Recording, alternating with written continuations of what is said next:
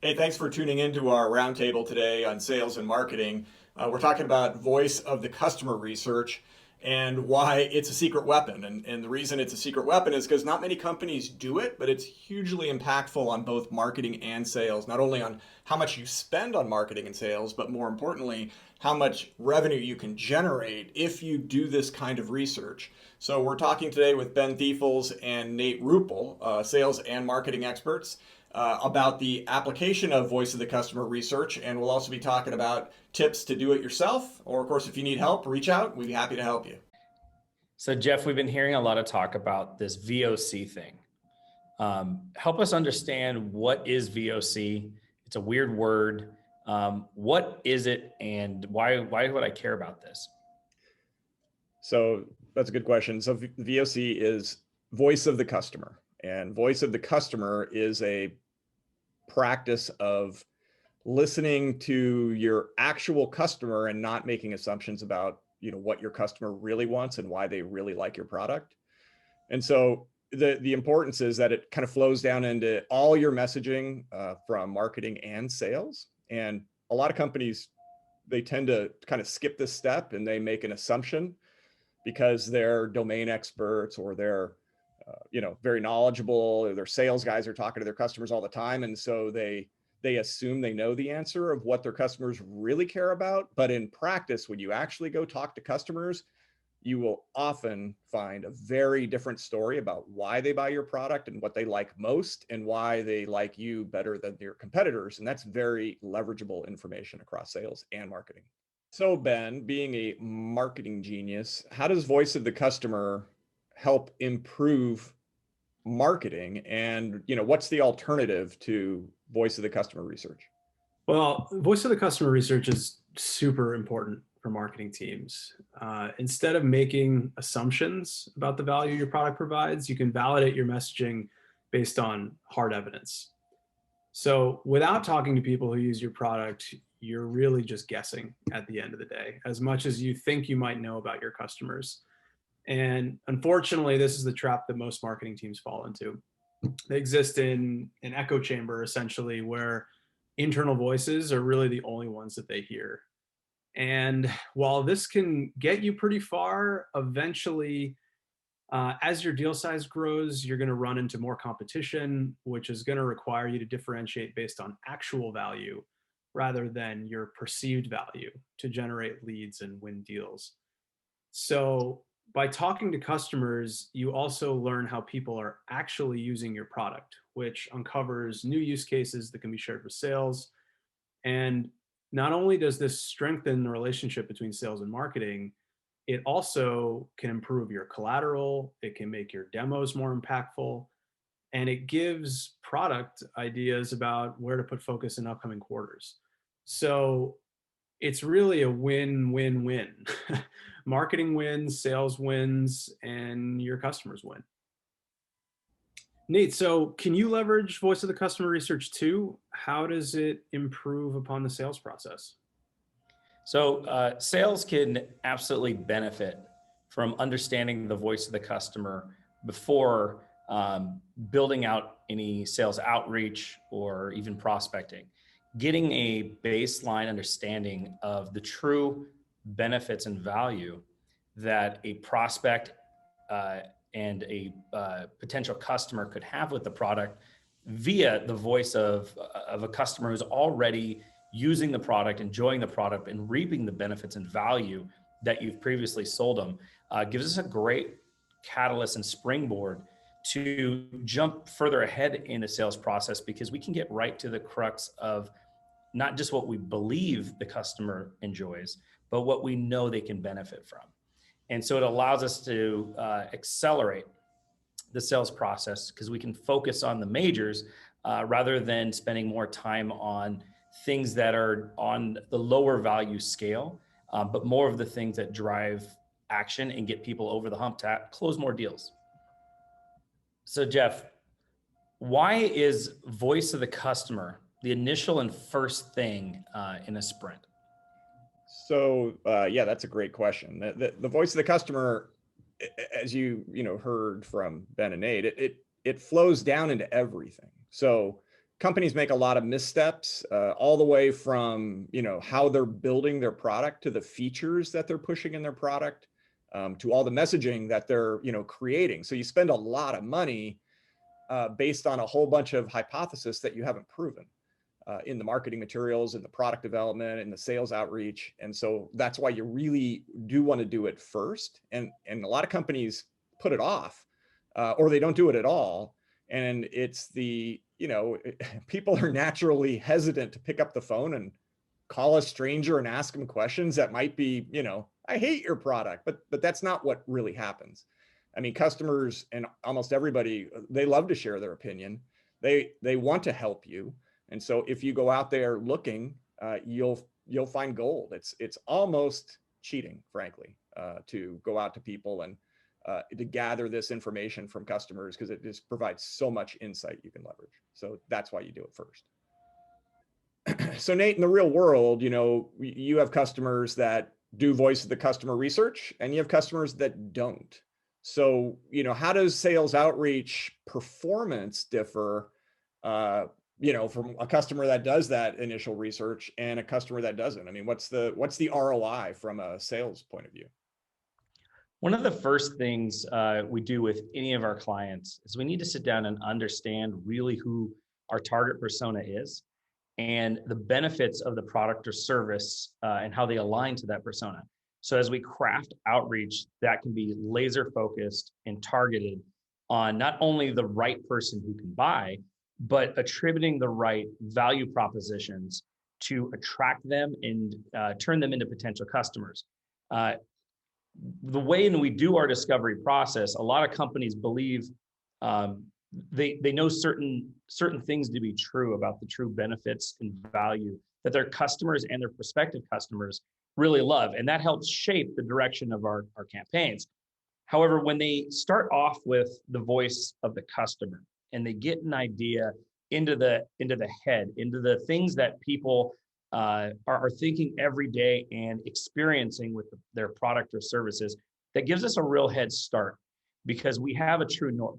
We have a direction, and we have definition around why do people care about this product? What is the conversation that is going on in the customer's head or the prospect's head already about the pain they're experiencing without your product or service? And so it kind of gives us an unfair head start as we craft the targeted outreach, because we already know where to throw the darts, and we already know what to write on that dart that may attract or give us the best possible initial outcome of success. So that really helps craft and shape your outreach to where you can be yet experimental and create different hypotheses, but you get such a head start that your outcomes come much quicker.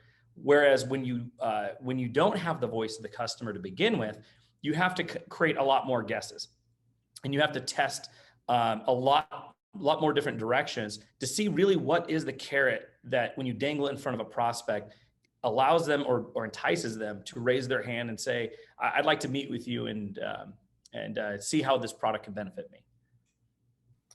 Jeff, so give us an example, like a real world example about an insight that you can leverage for growth that you get from voice of the customer research.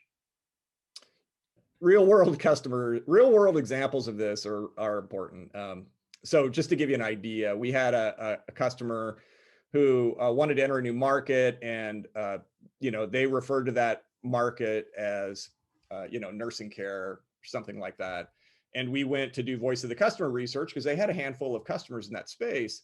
And so we interviewed the customers to find out, why do they love the product, and what problems do they have, and those kind of things that you do in voice of the customer research. And we learned some kind of shocking things. One is, first, the customer isn't in that market at all.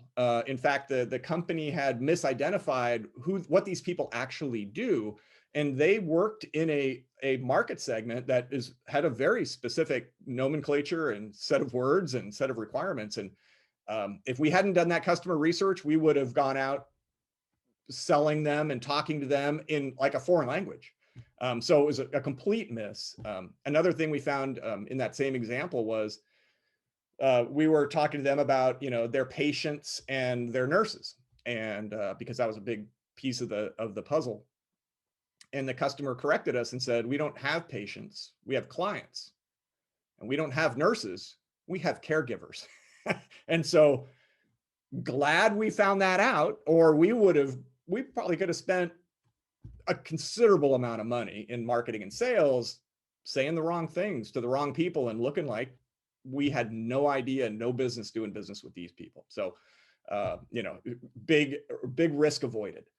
Another example is a customer we were trying to sell a advertising product to. And so we went to their marketing agency and we said, hey, we've got this advertising product. It's better than Google, it's awesome. And they were like, yeah, that's great, but we get paid by Google. So that's nice. So we kept looking and we went and talked to the product management team that paid the marketing agency. And we said, hey, we got this thing. We think it's a great idea. And they said, yeah, that's a neat idea. But where I really need help is when I do a launch of a product, I put a ton of money and effort into moving this particular package out into the hands of engineers around the world. Can you help me move that package out into the engineers around the world? I will pay you a lot of money if you can figure it out. Whoa, really? So, in that case, we had the pain misidentified, right? And so the true pain of the customer was not what we thought. We thought we were just, yet another way to, get a share of voice out there, but it wasn't. They actually had a very strategic need and a big budget behind it to solve a tough problem that they couldn't figure out how to solve. And we did solve it. We made a lot of money doing it. So, big wake up call in terms of, putting a product, where you assume your product fits because that's what your competitors do. And you kind of, well, they say it, so we should say it. I got it all wrong. We dwarfed their competitors by actually knowing what the real problem was. So how does voice of the customer research help you get better results from the money you spend on marketing? Well, that's a really good question. Voice of the customer research, as we've alluded to, gives you tons of valuable information. Why your customers choose your product, what their decision cycle looked like, who else they considered, and most importantly, the value your product brings to their organization. So by better understanding your customers, you can focus your marketing spend on high impact activities. For example, you might learn through your interviews that your last 10 customers found you through G2 Crowd or Capterra, and that the vast majority of their research was on review sites like this. So instead of dumping money into PPC, maybe you divert your budget for the next couple of months and run a campaign with G2 Crowd. And these are the types of insights that you can really only get through an interview. You can look at Google Analytics and you can look at your back end, but by talking to customers and actually, face to face and figuring out what their process was like, that's where you're really going to get the nuggets that allow you to focus your marketing and sales activities. Voice of the customer research also provides insights into which your competitors are frequently in the mix, which makes it easier to focus your resources and inform which PPC keywords that you buy, or which battle cards that you create, or which blog posts you write. And finally, talking to customers helps you hone your messaging. If most of your customers all talk about feature X or feature Y as being a game changer for them, work that into your PPC, social media, and landing page messaging. Make sure that you're speaking the language that your customers really care about. And ultimately, more data is better than less data. And your customers are the best and most reliable source that you can tap. For those people that can't afford the help, could you give us your best 5 tips for the DIYers? Sure. Well, I think most companies, you can do this yourself. It's a skill and it takes practice, but I'll give you some tips. So first of all, you have to have a hypothesis of who do you want to be talking to. So if you're introducing a new product, you got to think about who you think is the person who's going to buy that product and go talk to those people. If you have existing customers, obviously you can go to those customers and ideally talk to the ones that were involved, not only on the current, day-to-day operation and use of the product, but the decision makers who bought the product originally. So that's first. Have a hypothesis of who you want to talk to and a reason to be talking to them. So second one is record your calls. So if you're scribbling down notes and you're trying to summarize things while someone is talking to you, you're gonna miss a lot. And you will go back and you will re-listen to it, and you will share it with other people, because people hear different things. And as you listen to it, new ideas will come up. You go, next time, let's explore this. That's, they were alluding to something, but you didn't pick it up. So next time, let's talk to this. So absolutely record the calls. You can use a product like Rev. It's pretty cheap. Zoom will record. So set them up in Zoom calls. They don't have to be on video. Real easy. So third is, ask for help. So I learned a long time ago that if you ask people for help, they will give it to you. So if you call your customer and you say, hi, I'm Bill and I'm in sales and I want to sell you something, they're going to hang up the phone. If you call and say, hey, I'm in charge of creating a new product and we have some really interesting ideas and I need your help. I would love to hear your opinion about our new idea. Could I get 15 minutes of your time? And most people, even when they're busy, they'll say, sure, for what my opinion's worth, I'm happy to share it with you. And it's gold. So yeah, it's worth a lot. So that's a real kind of key one, is ask for help. Another one I would say is ask them to go back in time. So, people are busy and they're in their head and they're doing their thing, and you got a slice of them for, a half an hour or something like that. But ask them, go, hey, were you involved when you bought the product? So can you go back to when you bought it and you were just looking at, which product you should buy, and tell me about that. What was going on that, suddenly you guys decided we need to write a check and fix this? Well, tell me about that. And when you pose a question as a back in time thing, their mind clears and they go, oh yeah, let me think about that. And they start to pull those memories back. And, then your conversation will carry a very different track and information set than if we're just talking about today and how you use the product today. The other one, which a lot of people have trouble with, is shut up. Ask the question and shut up. Listen, a silence, if the customer says, yeah, I don't know, it's not really that important.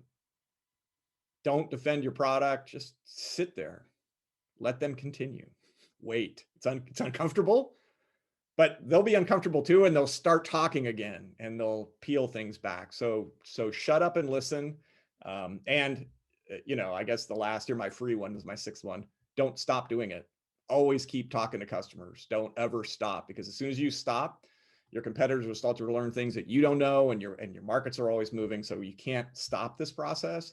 You got to get it going, but you got to keep it going too. So Ben, we think we know all about our customers. We are the experts. We are out there in the field. We built this product for a reason. We're the gurus. I mean, we talk about this day in and day out. So why should I go through this effort? I mean, sounds hard. Well, why should I do it? Well, let's face it, we're not actually experts.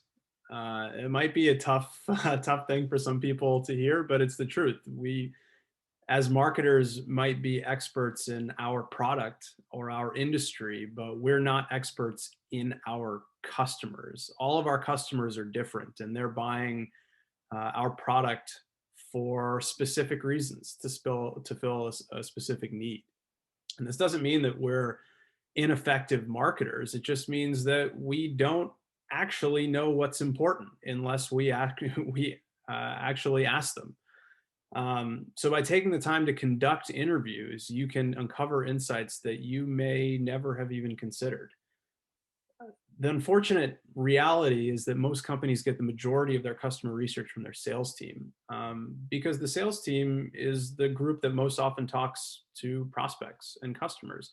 And this isn't necessarily a bad thing, but it creates a one-sided version of the truth, because what sales is telling you is filtered through their own biases and their own goals. So you're essentially playing a game of telephone. By actually talking to your customers, you get way more information than secondhand sound bites. You get a stream of consciousness that contains a ton of useful information. And if you're able to read between the lines and interview multiple customers on an ongoing basis, then you're able to uncover patterns that can be used to not only inform your messaging, but also your product roadmap. Ultimately, you want to be building features and enhancements that are most important to not only your current customer base, but also to, you know, the market in general. And by, instead of relying on what sales is telling you that they need to close this deal right now, you are getting information that can bolster your business for months to come. So in a nutshell, voice of the customer research is it's your ticket to creating useful products and useful messaging that is actually going to resonate with your customers in the market. Nate, give us some wisdom. What's an example where you've used voice of the customer insights in a sales interaction, and what was the result? So there was a client of ours who the product team really wanted the value proposition to be one thing, the value to the customer being this one specific thing. And so because of that, that's how we created our outreach around what they believed or desired to be true. And it just didn't get the traction that we wanted. And people just weren't really responding to something the product team really felt was the crux of why people would value and benefit from this product. And then after we had already launched, we got voice of the customer insights and found out that the customer really was excited about something else. And in fact, not just something else, but a whole different order of where they prioritized that value. And the thing that the product team was so proud of and liked so much was kind of low on that scale. By shifting our outreach and changing how we had a conversation with their targeted buyers, increased their lead flow. Not only to increase their lead flow, when we were getting objections of people saying, well, that's great and all, we were able to come back with kind of a 1, 2, 3 punch in an order that most of these prospects were already experiencing the pain in that order, as well as having conversations internally of, this is the stuff we're trying to overcome and achieve. And even though that first priority didn't push them into a conversation with our client sales team, by understanding their true pain and hearing the voice of the customer, we could apply those insights and data into better objection handling that ultimately took people who were kind of on the fence as a maybe into a yes, let's learn more, which goes into accelerating and filling up someone's pipeline with people who are really understanding how this product could apply and benefit them in a real way. And yes, at the end of the day, product team gets what they want too, because now they have new customers enjoying what they think is the best.